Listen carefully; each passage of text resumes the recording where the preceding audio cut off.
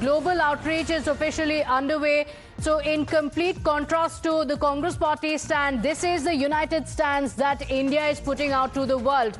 3 Indian parliamentary delegations have hit the ground, taking India's anti-terror message to the world, from Japan to the UAE and now Europe. 25 MPs in 3 teams with one mission: expose Pakistan on terror. In fact, JDU's Sanjay Jha is leading the charge in Tokyo.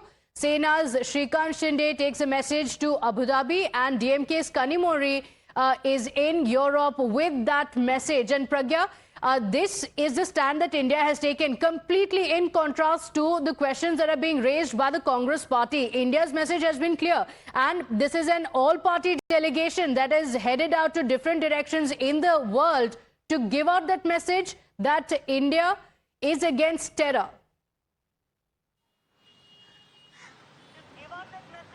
When sending out these delegations, I have 2 points. First, that, to show the world that we are one, irrespective of the differences, ideological differences and politics within the domestic, arena. But secondly, also it's a reach out by the government to all the political parties, saying that we are keeping you in confidence. This is a trust building measure and also confidence building measure. We would want you to speak for the nation, for the, apart from what ideological differences you might have, but we want you to represent India on the global world. Now we are also given to understand some exclusive information that we have got, that the file that all these MPs have received on the airport to speak on the talking points when they are meeting these foreign delegations, it has 8 to 10 chapters. It deals with Indus Water Treaty putting in abeyance, it deals with Operation Sindoor, it deals with Pahalgam terror attack, and not just that, it also has a chronology of terror attacks that have been done by Pakistan on Indian soil. So all of this is in that particular dossier, in this particular file. This also means that they have prepped all these MPs to speak extensively against Pakistan and how it is abetting terror on Indian soil. This is also a gesture that they are also doing with these countries, because they need to also make them understand that we are feeling this heat of the terror, and it may come on you as well, but we are also putting our perspective in place, and we want your support when it comes to having support for the India on international platforms like United Nations Security Council, be it G7, G20, India.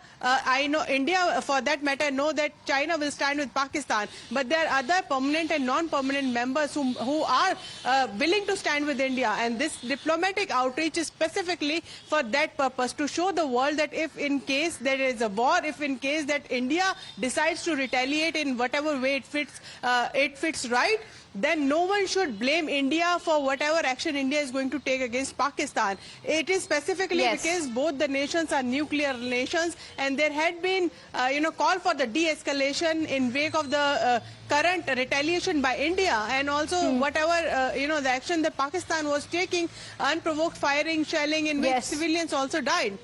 So all of that has been put into perspective, and this will be put across to all the foreign delegation in the foreign nations, and the governments will be told about what has India actually faced over the years, and what India actually is facing. Pakistan's attack on India was very clear, hit the civilians and the religious sites, whereas the counter that came in was India was only targeted towards the terror launch pads. Pragya, in fact, we've also spoken to the key parliamentarians before they departed for their respective destinations, and with that one mission to expose Pakistan globally. In fact, prior to the departure, Sanjay Jha had also said the purpose of the visit is to tell the whole world the truth about Pakistan's policy of patronizing terror and action taken by India in response under Operation Sindoor.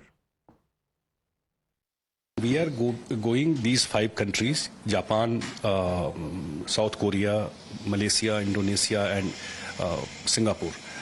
We are leaving today, and purpose is to communicate to these countries or to the world. In past, India has shared all these information like DNA reports, like call details, all the sketches and all the details which we were briefed yesterday.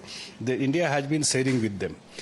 But if you share these documents with thieves who the country himself involved in this terrorist activity, माननीय मोदी जी के नेतृत्व में ये delegation सातों के साथ delegation अलग अलग देशों में जा रहे हैं।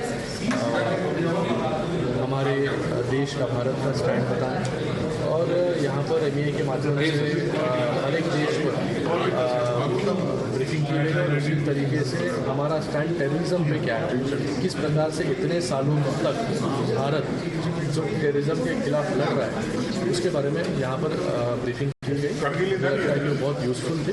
इसका इस्तेमाल जो है जहाँ जहाँ हम लोग जाएंगे वहाँ वहाँ होगा। Are heading the delegation to Russia, Spain and Slovakia, the countries.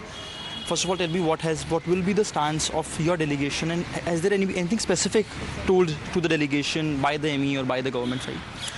See, India has not taken two stands in this. What we're telling the world is what we're going to talk to whichever country and the world needs to know the truth.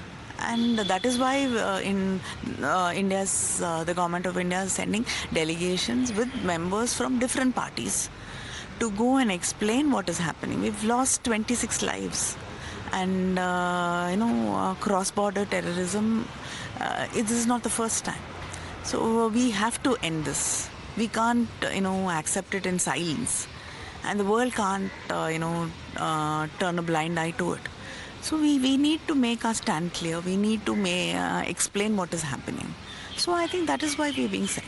You talked about the all-party, ma'am. Congress from last 2-3 days has been constantly questioning the S. Jaishankar statement, as well as asking about how many of our aircrafts were down, and the entire political tactics that is happening in the country when it comes to this particular part, especially at the time when delegations are going.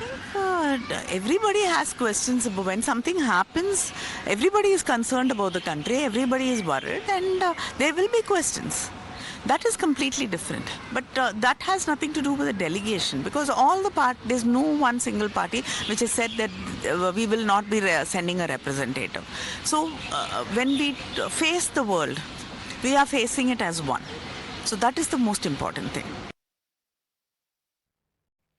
So is it the message of BJP that is going to be taken to the world? Is it only going to be representations from within BJP? And is it going to be only from the ruling alliance? The answer to all of it is no. This is an all-party delegation that is headed to different locations in the world with the message of India being taken. And Rishabh, it's perplexing that even then the Congress party has chosen to politicize it, with the Congress MP even calling it nothing but a PR exercise.